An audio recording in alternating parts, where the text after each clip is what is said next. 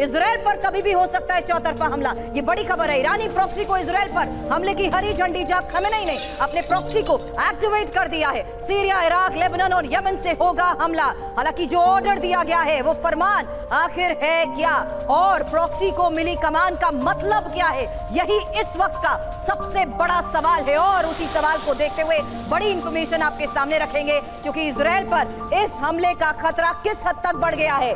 Syria, Iraq, Lebanon और Yemen से हमले को लेकर बड़े दावे, बड़ी तैयारी। खमेनी ने अपने प्रॉक्सी को किया एक्टिवेट। ईरानी प्रॉक्सी को इजराइल पर हमले की हरी झंडी की एक एक इंफॉर्मेशन अब आपके सामने, क्योंकि यहां देखिए इजराइल पर शुरू हो सकता है चौतरफा हमला, और ईरानी प्रॉक्सी को इजराइल पर हमले की हरी झंडी को लेकर बड़ी खबर आपको बताई। खमेनी ने अपने सभी प्रॉक्सी को एक साथ एक्टिवेट किया है। सीरिया, इराक, लेबनान, यमन से इजराइल पर हमले तेज होंगे, और ऑर्डर मिलते ही ईरान समर्थित कताइब हिजबुल्लाह का हमला शुरू। ऑर्डर मिलते ही ईरान समर्थित पॉपुलर मोबिलाइजेशन फोर्स के हमले, ये बड़ी खबर आपको बता रहे हैं। और इसी के साथ जान लीजिए कि किस तरीके से मिडिल ईस्ट में ईरान के प्रॉक्सी हैं हिजबुल्लाह, लेबनान में, वहीं यमन में हुती।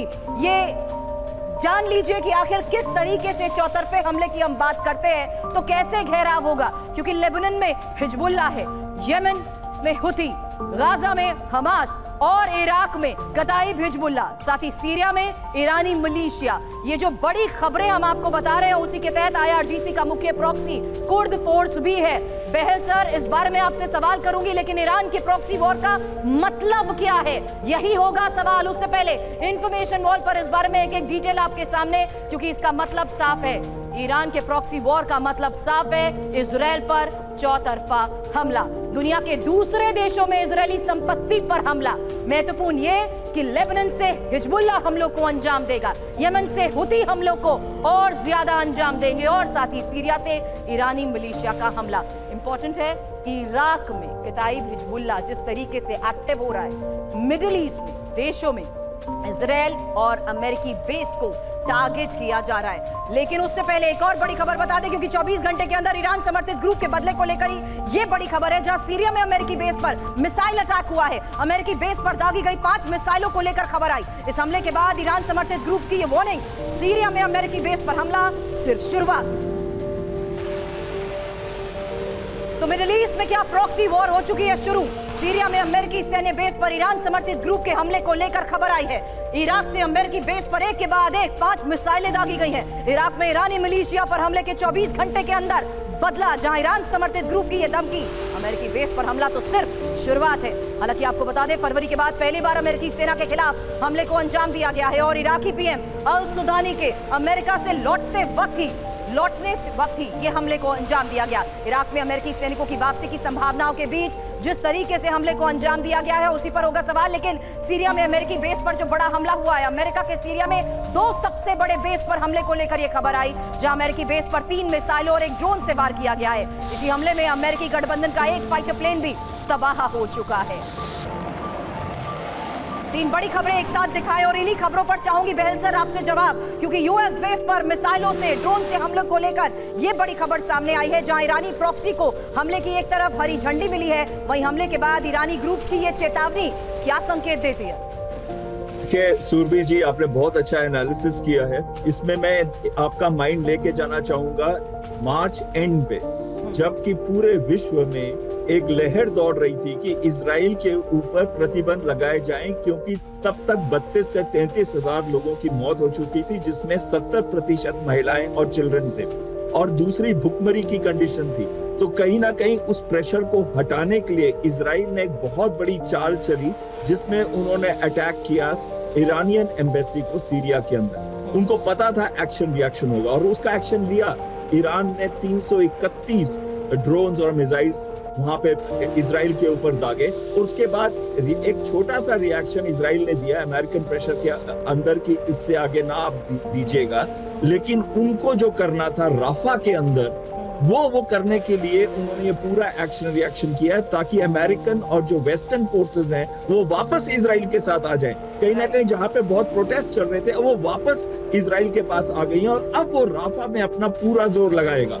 ईरान हमेशा से हमेशा से एक्सेस ऑफ रेजिस्टेंस में सबसे आगे रहा है, उसने सपोर्ट किया है, चाहे वो कताइब हिजबुल्ला है, चाहे वो हूती है, चाहे वो हिजबुल्ला है, हमास है, सबको सपोर्ट देने में ईरान हमेशा से आगे रहा है। लेकिन अब उसको बहाना मिल गया है कि ओवरटली बता सकता है कि अब हम सपोर्ट करेंगे कोई भी एलिमेंट्स को जो इजराइल के ऊपर अटैक करेंगे। जब तक इजराइल ये लड़ाई बंद नहीं करता राफा के अंदर, गाजा स्ट्रिप के अंदर, तब तक ये चलता रहेगा और ये बढ़ेगा। नजर नहीं आ रहा सर, भले ही अमेरिका जितना मर्जी इजराइल को कह दे कि मिडिल ईस्ट के हालात को देखते हुए इस वक्त एस्केलेट करने की सिचुएशन जरूरत नहीं है, क्योंकि बड़ी खबर यही है कि अब रेड सी में भी महाविध्वंस का काउंटडाउन शुरू हो गया है। लाल सागर में महाविध्वंस का प्लान एक्टिव। ईरान ने हुती को हमले का ऑर्डर दिया है और ब्रिटेन के मंत्री लॉर्ड अहमद का ये दावा आखिर है क्या, इस बारे में और इंफॉर्मेशन आपके सामने रखेंगे। उससे पहले जान लीजिए कि किस तरीके से आज के इस हालात में ईरान ने हुती को हमले का दे दिया है ऑर्डर, यानी लाल सागर में महाविध्वंस का प्लान एक्टिव कर दिया गया है। इंफॉर्मेशन क्या है, क्योंकि लाल सागर में बारूदी विध्वंस को बढ़ा सकता है ईरान, लाल सागर में कार्गो शिप पर हमले तेज कर सकता है ईरान, लाल सागर में ही अमेरिका और पश्चिम देशों के वॉरशिप्स पर हमले बढ़ेंगे। इजराइल पर दबाव बनाने के लिए सबसे स्ट्रॉन्ग प्रॉक्सी का इस्तेमाल। वहीं बहरीन में ब्रिटिश नेवी बेस से ब्रिटेन के मंत्री लॉर्ड अहमद के ये दावे आखिर किस तरीके के बड़े संकेत दे रहे हैं। इजराइल पर डायरेक्ट वॉर नहीं करके हुती से हमले के प्लान को लेकर समझिए खबर, क्योंकि ईरान ने लेबनान में हिजबुल्ला और यमन में हुती को हमले के ऑर्डर दे दिए हैं और ईरान के नॉर्थ में अजरबैजान और जॉर्डन भी, जिस पर ईरान की नस्ल है। अब खमेनेई के ऐलान के बाद आक्रामक होते हिजबुल्ला को लेकर भी एक बड़ी खबर आई है, क्योंकि इजराइल पर हिजबुल्ला का ये नॉन स्टॉप अटैक, जहां इस्लामिक रेजिस्टेंस का इजराइल पर रॉकेट अटैक, इजराइल के मिलिट्री साइट को निशाना बनाया गया। शमेरा दावेव में सर्विलांस स्टेशन पर हमले को कैसे दिया गया अंजाम, तस्वीर आपके सामने।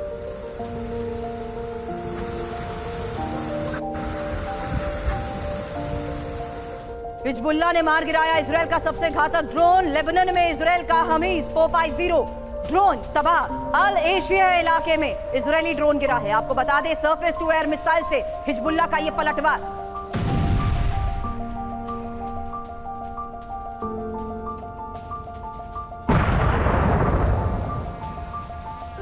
सरफेस टू एयर मिसाइल से हिजबुल्ला के पलटवार की ये तस्वीरें जारी की गई हैं और बड़े नुकसान का किया जा रहा है। वहीं हिजबुल्ला का नॉर्थ इजराइल पर हमला, एक और बड़ी खबर है, जहां बता दें आपको कर्नेट एंटी टैंक गाइडेड मिसाइल से हमला हुआ है और हिजबुल्ला के टारगेट पर आईडीएफ के सिग्नल बेस हैं। आईडीएफ के कम्युनिकेशन को तबाह करने का यह प्लान है।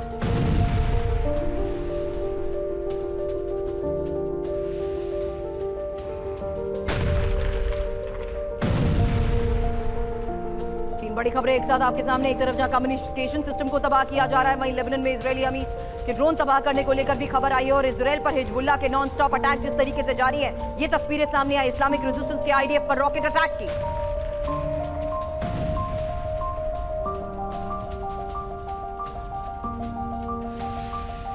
बख्शी सर, इस हालात के बीच में जिस तरीके से प्रॉक्सी ग्रुप्स एक्टिव हो रहे हैं, शुरुआत भी उसी आधार पर आपसे की थी जब आपने कहा कि ये खतरा बढ़ता जा रहा है, लेकिन रेड सी और इन क्रूशियल लोकेशंस पर आज की स्थिति में तो और भयावह हालात हो जाएंगे जब ये एक्टिव होते हुए हमलों को तेज करेंगे।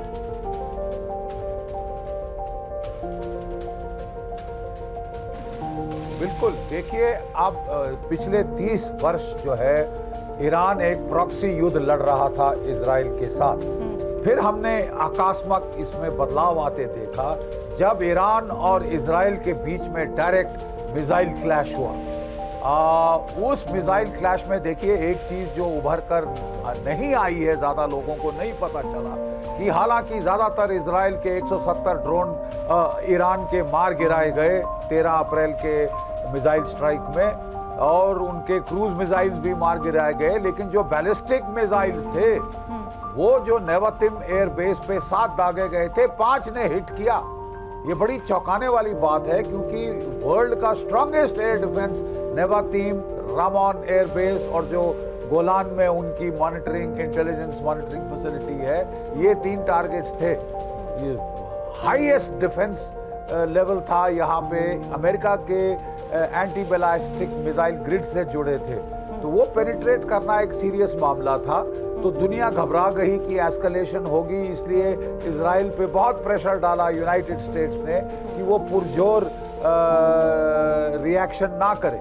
उन्होंने नहीं किया, बड़ा कर्टेल्ड और मॉडरेट और लो लेवल रिएक्शन किया, जिसमें कहते हैं S-300 बैटरी का एक रडार हिट हुआ है मात्र, लेकिन एस्केलेशन डायरेक्ट क्लैश बच गया। बट जो प्रॉक्सीज की लड़ाई है वो अब बहुत इंटेंसिफाई हो रही है। एक बहुत खतरनाक प्रॉक्सी है हूती, जो पिछले कई महीनों से ताबड़तोड़ इंटरनेशनल शिपिंग पे फायर कर रहे हैं। उन्होंने कंटेनर ट्रैफिक, ऑयल जो है कैरियर्स, उनका जो ट्रैफिक है गैस कैरियर्स का, मजबूर किया है कि वो साउथ अफ्रीका की केप ऑफ गुड होप के अराउंड होके जाए।